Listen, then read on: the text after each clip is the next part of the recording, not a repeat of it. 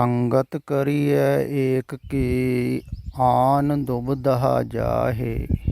भावें लांबे केस कर भावें करड़ मुनाए। ਕਹਿੰਦੇ ਹਨ ਵੀ ਸੰਗਤ ਇੱਕ ਦੀ ਕਰਨ ਨਾਲ ਦੁਬਦਾ ਜਾਂਦੀ ਹੈ। ਜਿਵੇਂ ਪੁੱਛਿਆ ਸੀ ਨਾ ਪਿੱਛੇ, ਭਰਮ ਭੁਲੇਖੇ ਮਿਟਦੇ ਹਨ, ਪਰ ਆਮ ਸਧਾਰਨਤ ਹੈ ਖਿਆਲ ਜ਼ਿਆਦਾਤਰ ਇਉਂ ਹੀ ਹੁੰਦਾ ਹੈ ਕਿ ਭਰਮ ਭੁਲੇਖੇ ਮਿਟਣਗੇ ਜ਼ਿਆਦਾ ਸਮਝਣ ਨਾਲ, ਅਤੇ ਜ਼ਿਆਦਿਆਂ ਨੂੰ ਸਮਝਣ ਨਾਲ ਕਈ ਸੋਚਦੇ ਹਨ ਵੀ ਬਹੁਤਿਆਂ ਨੂੰ ਸਮਝਾਂਗੇ, ਬਹੁਤੇ ਧਰਮਾਂ ਨੂੰ ਸਮਝਾਂਗੇ, ਬਹੁਤੇ ਗਿਆਨੀਆਂ ਨੂੰ ਸਮਝਾਂਗੇ ਅਤੇ ਦੁਬਿਧਾ ਮਿਟ ਜਾਏਗੀ। ਨਹੀਂ ਮਿਟੇਗੀ, ਸਗੋਂ ਜ਼ਿਆਦਾ ਦੁਬਿਧਾ ਦੇ ਵਿੱਚ ਫਸ ਜਾਂਦੇ ਹਨ ਐਸੇ ਧਾਰਮਿਕ ਲੋਕ ਜਿਹੜੇ ਜ਼ਿਆਦਾ ਸਮਝਣ ਦੀ ਕੋਸ਼ਿਸ਼ ਕਰਦੇ ਹਨ, ਕਿਉਂਕਿ ਮਾਰਗ ਅਨੰਤ ਹਨ, ਅਨੇਕ ਹਨ। ਬਹੁਤ ਢੰਗ ਦੇ ਗੁਰੂ ਹੋਏ ਹਨ, ਉਪਦੇਸ਼ਕ ਹੋਏ ਹਨ। ਦੁਬਿਧਾ ਵੱਧਦੀ, ਮਿਟਦੇ ਨਹੀਂ। ਦੁਬਿਧਾ ਦੂਰ ਕਰੋ ਲਿਵ ਲਾਏ, ਗੁਰਸਿੱਖ ਬੈਠੋ ਸਫਾ ਵਸਾਏ। ਗੁਰੂ ਦੇ ਕੋਲ ਬੈਠ ਕੇ ਦੁਬਿਧਾ ਦੂਰ ਹੁੰਦੀ ਹੈ।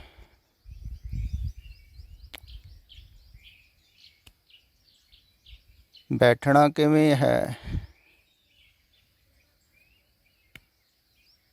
ਉਹਦੇ ਤੋਂ ਪਹਿਲਾਂ ਤੁਸੀਂ ਗੁਰੂ ਦਾ ਪੱਖ ਥੋੜ੍ਹਾ ਜਿਹਾ ਸੁਣੋ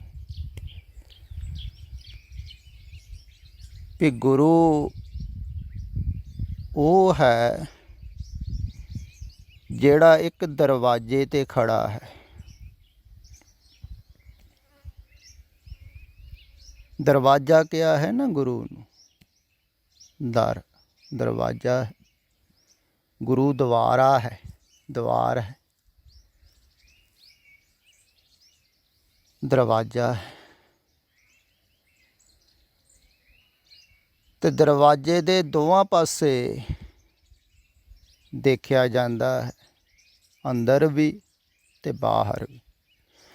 ਅਤੇ ਜਿਹੜਾ ਦਰਵਾਜ਼ੇ 'ਤੇ ਖੜ੍ਹਾ ਹੈ ਉਹ ਗੁਰੂ ਹੈ।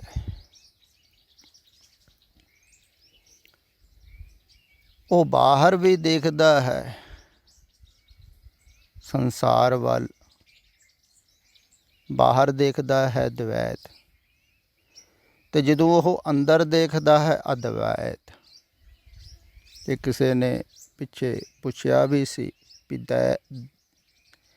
ਦਵੈਤ ਅਤੇ ਅਦਵੈਤ ਇਹ ਕੀ ਹੈ?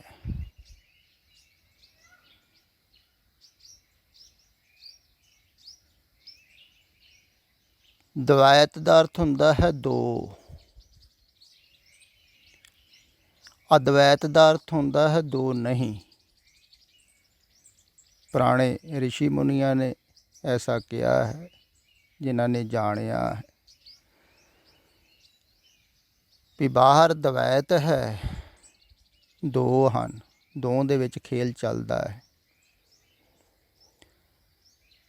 ਨਰ ਹੈ, ਨਾਰੀ ਹੈ, ਸੁੱਖ ਹੈ, ਦੁੱਖ ਹੈ, ਦੋ ਪਹਿਲੂ ਹਨ। ਦੋ ਪਹਿਲੂਆਂ ਦੇ ਵਿੱਚ ਖੇਲ ਚੱਲਦਾ ਹੈ, ਦਿਨ ਹੈ, ਰਾਤ ਹੈ, ਖਿਲਾ ਰਹੇ ਹਨ ਦਿਵਸ ਰਾਤ ਦੋਇ ਦਾਈ ਦਇਆ ਖੇਲੇ ਸਗਲ ਜਗਤ। ਅਤੇ ਖੇਲ ਚੱਲ ਰਿਹਾ ਹੈ ਦਵੈਤ ਦੇ ਵਿੱਚ। ਅਦਵੈਤ ਦਾ ਅਰਥ ਹੁੰਦਾ ਦੋ ਨਹੀਂ। ਅਤੇ ਉੱਥੇ ਇੱਕ ਵੀ ਕਿਹਾ ਜਾ ਸਕਦਾ ਸੀ, ਪਰ ਉਹਨਾਂ ਦਾ ਖਿਆਲ ਹੈ ਵੀ ਜਿੱਥੇ ਇੱਕ ਕਹਿ ਦਿੱਤਾ ਉੱਥੇ ਦੂਸਰਾ ਆ ਜਾਂਦਾ ਹੈ। ਪਰ ਬਾਬੇ ਨਾਨਕ ਨੇ ਇੱਕ ਕਿਹਾ ਹੈ, ਉਹਨਾਂ ਨੇ ਹੋਰ ਢੰਗ ਦੇ ਨਾਲ ਕਹਿ ਦਿੱਤਾ, ਇੱਕ ਦੇ ਪਿੱਛੇ ਓਂਕਾਰ ਲਾ ਦਿੱਤਾ ਵੀ ਇਹ ਜੋ ਵੀ ਆਕਾਰ ਹੈ, ਜੋ ਵੀ ਦਵੈਤ ਹੈ ਨਾ, ਉਹ ਵੀ ਇੱਕ ਦੇ ਵਿੱਚ ਹੀ ਹੈ।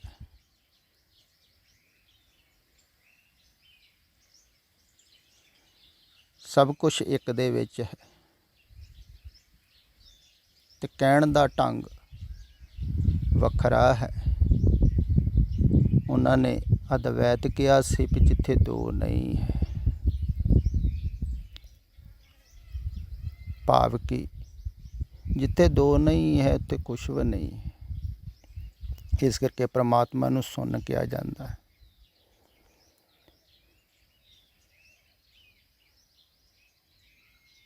ਪਰਮਾਤਮਾ ਨਾ ਮੌਜੂਦਗੀ ਜਿਹਾ ਹੈ, ਇਸ ਕਰਕੇ ਉਧਰ ਨੂੰ ਜਾਣਾ ਕਠਿਨ ਹੈ। ਜੋ ਮੌਜੂਦ ਹੈ ਸੰਸਾਰ, ਉਹਦੇ ਨਾਲ ਜੁੜਨਾ ਸੁਖਾਲਾ ਹੈ, ਕਿਉਂਕਿ ਦ੍ਰਿਸ਼ ਹੈ, ਦਵੈਤ ਹੈ। ਸਮਝ ਵਿੱਚ ਵੀ ਆਉਂਦਾ ਹੈ ਦਵੈਤ, ਅਦਵੈਤ ਸਮਝ ਵਿੱਚ ਵੀ ਨਹੀਂ ਆਉਂਦਾ। ਕੋਈ ਹੈ ਹੀ ਨਹੀਂ ਕੁਝ, ਸਮਝਾਓਗੇ ਕਿ ਜਿਵੇਂ ਕਿਸੇ ਨੇ ਪੁੱਛਿਆ ਸੀ ਸੁਣ ਨੂੰ ਸਮਝਾਓ, ਜਦੋਂ ਸੁਣ ਦਾ ਮਤਲਬ ਕੁਝ ਵੀ ਨਹੀਂ, ਤੋ ਸਮਝਾਓਗੇ ਕਿ? ਸਵਾਲ ਹੀ ਗਲਤ ਹੈ ਨਾ। ਜੋ ਨਹੀਂ ਹੈ ਉਹ ਸਮਝ ਵਿੱਚ ਥੋੜ੍ਹੀ ਆਵੇਗਾ, ਇਸ ਕਰਕੇ ਸਮਝ ਛੱਡਣੀ ਪੈਂਦੀ ਹੈ। ਜੋ ਹੈ ਉਹ ਸਮਝ ਦੁਬਾਰਾ ਸਮਝੋਗੇ। ਤੇ ਗੁਰੂ ਸਮਝ ਦਾ ਉਪਯੋਗ ਕਰਦਾ ਹੈ ਸਿਰਫ ਸੰਸਾਰ ਵਾਸਤੇ। ਜਦੋਂ ਉਹ ਬਾਹਰ ਦੇਖਦਾ ਹੈ ਸੰਸਾਰ ਵੱਲ, ਲੋਕਾਂ ਨੂੰ ਪਰੇਸ਼ਾਨ, ਦੁਬਿਧਾ ਦੇ ਵਿੱਚ ਫਸੇ ਹੋਏ, ਦੁਖੀ, ਫਿਰ ਦੁੱਖ ਵਧਾ ਰਹੇ ਹਨ, ਪਰੇਸ਼ਾਨੀਆਂ ਵਧਾ ਰਹੇ ਹਨ, ਪੀੜਾ ਵਧਾ ਰਹੇ ਹਨ, ਤਾਂ ਉਹਨੂੰ ਤਰਸ ਆਉਂਦਾ ਹੈ ਵੀ ਇਹ ਖਾਮ ਖਾ ਹੀ ਦੁਖੀ ਹੋਈ ਜਾਂਦੇ ਹਨ, ਵੀ ਇਹਨਾਂ ਨੂੰ ਦੁਬਿਧਾ ਦੇ ਵਿੱਚੋਂ ਬਾਹਰ ਕੱਢੀਏ। ਪਰ ਦੁਬਿਧਾ ਦੇ ਵਿੱਚੋਂ ਬਾਹਰ ਤਾਂ ਹੀ ਨਿਕਲ ਸਕਦੇ ਹਨ ਜੇ ਗੁਰਸਿੱਖ ਬੈਸੋ ਸਫਾ ਵਿਛਾਏ। ਜੇ ਬੈਠੋਗੇ ਭਾਵ ਕਿ ਸੰਗ ਕਰੋਗੇ। ਕੋਲੇ ਬੈਠਣ ਨਾਲ ਵੀ ਸੰਗ ਥੋੜ੍ਹੀ ਹੁੰਦਾ ਹੈ। ਗੁਰੂਆਂ ਕੋਲ ਵੀ ਬਹੁਤ ਸਾਰੇ ਸਿੱਖ ਰਹੇ ਹੀ ਸਨ ਕੋਲੇ, ਸਾਰਿਆਂ ਦਾ ਸੰਗ ਥੋੜ੍ਹੀ ਹੋਇਆ। ਪ੍ਰਿਥੀ ਚੰਦ ਵਰਗੇ ਵੀ ਸਨ।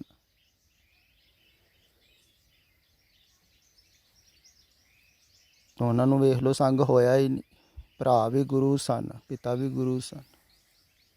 ਤੇ ਜ਼ਰੂਰੀ ਨਹੀਂ ਹੈ ਵੀ ਕੋਲ ਰਹਿੰਦਿਆਂ ਹੋਇਆਂ ਹੀ ਸੰਗ ਹੋ ਰਿਹਾ ਹੋਵੇ।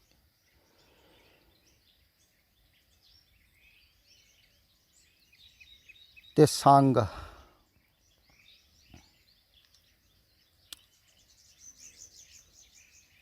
ਉਹਦਾ ਹੁੰਦਾ ਹੈ ਜਿਹਦੇ ਆਪਾਂ ਸੰਗ ਹੁੰਦੇ ਹਾਂ। ਸਦਾ ਅੰਗ ਸੰਗੇ ਆਪੰਗ ਅੰਗ ਬਪੂਤ।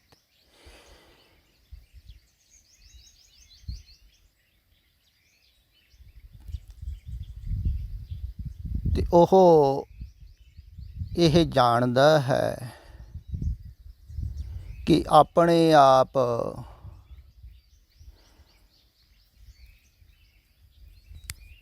ਇਹਦੇ ਵਿੱਚੋਂ ਨਿਕਲਣਾ ਕਠਿਨ ਹੈ।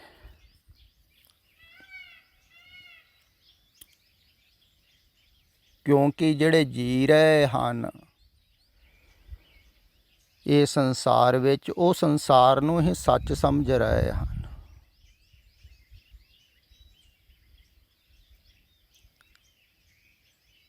ਤੇ ਸੱਚ ਸਮਝ ਕੇ ਉਹਦੇ ਨਾਲ ਜੁੜੇ ਹੋਏ ਹਨ।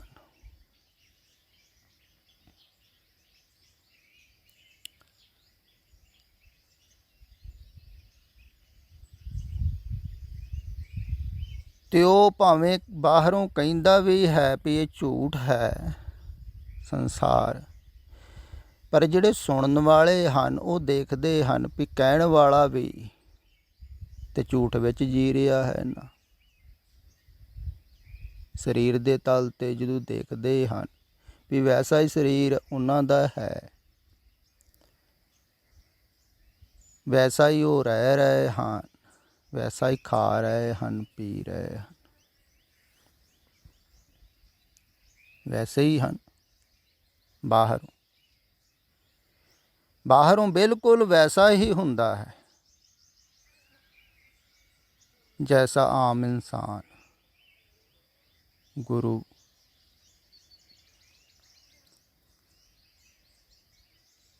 ਤੇ ਬਾਹਰ ਜਦੋਂ ਦੇਖਦਾ ਹੈ, ਬਾਹਰ ਜਦੋਂ ਬੋਲਦਾ ਹੈ, ਬਾਹਰ ਜਦੋਂ ਸਮਝਾਉਂਦਾ ਹੈ, ਉਦੋਂ ਵੀ ਉਹ ਸੰਸਾਰੀਆਂ ਦੇ ਤਰ੍ਹਾਂ ਹੀ ਹੁੰਦਾ ਹੈ।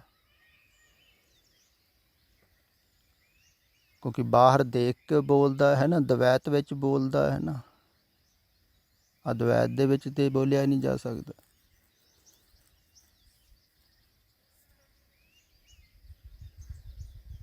ਤੇ ਉਹਦੇ ਦੋ ਪੱਖ ਹਨ।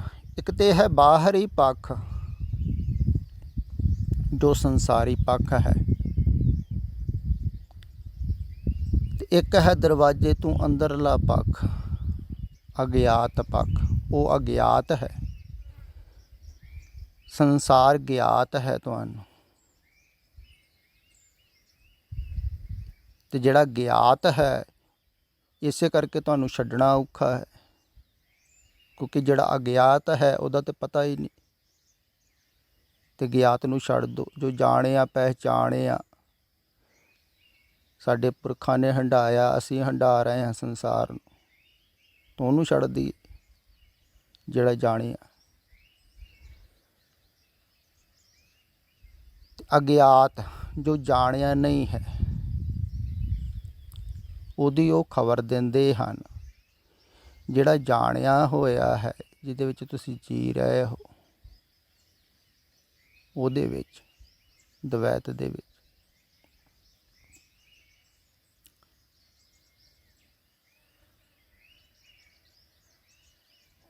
ਫਿਰ ਜਦੋਂ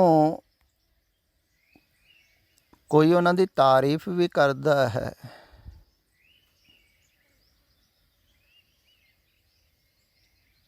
ਜਦੋਂ ਕੋਈ ਸ਼ਰਧਾ ਭਾਵਨਾ ਗਹਿਰੀ ਹੁੰਦੀ ਹੈ ਤੇ ਦਿਲ ਕਰਦਾ ਹੈ ਉਸਤਤ ਕਰਨ ਨੂੰ।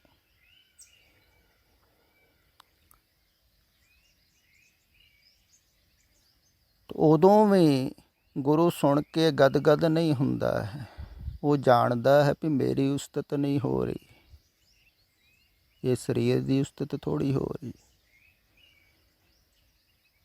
ਸਰੀਰ ਤੇ ਸਾਧਾਰਨ, ਉਹਦੀ ਉਸਤਤ ਹੋ ਰਹੀ ਹੈ ਜਿਹੜਾ ਅੰਦਰ ਹੈ।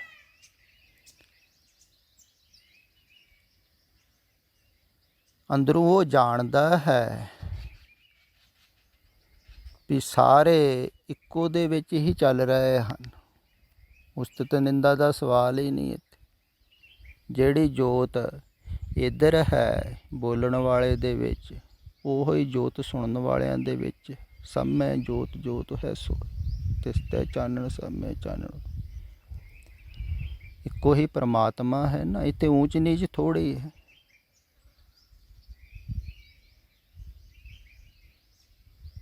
ਪਰ ਜਿਹੜਾ ਸੰਸਾਰ 'ਚ ਜੀ ਰਿਹਾ ਉਹ ਭਾਵੇਂ ਸੁਣ ਵੀ ਲਵੇ ਤਾਂ ਵੀ ਉਹ ਊਚ ਨੀਚ ਸਮਝਦਾ ਰਹਿੰਦਾ। ਜਦੋਂ ਗੁਰੂ ਕਹਿ ਦਿੰਦਾ ਸਮਰਪਣ ਕਰੋ, ਵੀ ਸਮਰਪਣ ਕਰਨ ਦੇ ਨਾਲ ਹੀ ਬਹੁਤ ਹੀ ਸੁਖਾਲਾ ਉਪਲਬਧ ਹੋਇਆ ਜਾ ਸਕਦਾ। ਮਨ ਨੂੰ ਸਮਰਪਿਤ ਕਰਨਾ।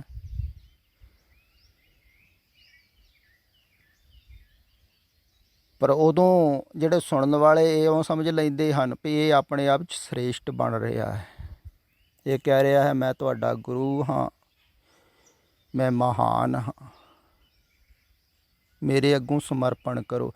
ਕਿਉਂਕਿ ਸੰਸਾਰ ਦੇ ਵਿੱਚ ਸਮਰਪਣ ਉਹੋ ਹੀ ਕਰਾਉਂਦਾ ਹੈ ਜਿਹੜਾ ਮਹਾਨ ਬਣਨ ਦੀ ਕੋਸ਼ਿਸ਼ ਕਰਦਾ ਹੈ। ਇਸ ਕਾਰਨ ਇਹ ਥੋੜ੍ਹੀ ਜਿਹੀ ਸਮੱਸਿਆ ਆਉਂਦੀ ਹੈ ਸੁਣਨ ਵਾਲਿਆਂ ਨੂੰ। ਇਉਂ ਹੀ ਸੁਣਦੇ ਹਨ ਜ਼ਿਆਦਾਤਰ ਲੋਕ ਵੀ ਜਿਵੇਂ ਸੰਸਾਰ ਦੇ ਵਿੱਚ ਤੁਸੀਂ ਦੇਖਦੇ ਹੋ ਨਾ, ਕਿਸੇ ਨੂੰ ਸਮਰਪਣ ਕਰਨਾ ਆਉਣਾ ਹੋਵੇ ਜਾਂ ਸਿਲੰਡਰ ਕਰਾਉਣਾ ਹੋਵੇ ਤਾਂ ਮਹਾਨ ਬਣਦਾ ਹੈ। ਅਤੇ ਉਹਦੇ ਸਾਹਮਣੇ ਸਿਲੰਡਰ ਹੋ ਜਾਂਦਾ ਹੈ, ਕੋਈ ਸਮਰਪਿਤ ਹੋ ਜਾਂਦਾ। ਅਤੇ ਅਧਿਆਤਮ ਵਿੱਚ ਵੀ ਇਉਂ ਹੀ ਜਿਹੜੇ ਸੁਣਦੇ ਹਨ ਸੋਚ ਲੈਂਦੇ ਹਨ ਵੀ ਉਹ ਮਹਾਨ ਹੈ। ਨਹੀਂ, ਉਹ ਆਪਣੇ ਵੱਲੋਂ ਮਹਾਨ ਨਹੀਂ ਹੈ, ਪਰ ਜਿਹਨੇ ਸਮਰਪਣ ਕਰਨਾ ਹੈ ਉਹਦੇ ਵੱਲੋਂ ਮਹਾਨ ਹੋਵੇਗਾ ਤਾਂ ਹੀ ਉਹ ਸਮਰਪਣ ਕਰ ਸਕਦਾ ਹੈ। ਇਹ ਵੀ ਗੱਲ ਸਮਝਣ ਯੋਗ ਹੈ। ਥੋੜ੍ਹੀ ਜਿਹੀ ਖਿਆਲ ਵਿੱਚ ਲਿਓ, ਥੋੜ੍ਹੀ ਜਿਹੀ ਖਿਆਲ ਵਿੱਚ ਲਿਓ, ਥੋੜ੍ਹੀ ਜਿਹੀ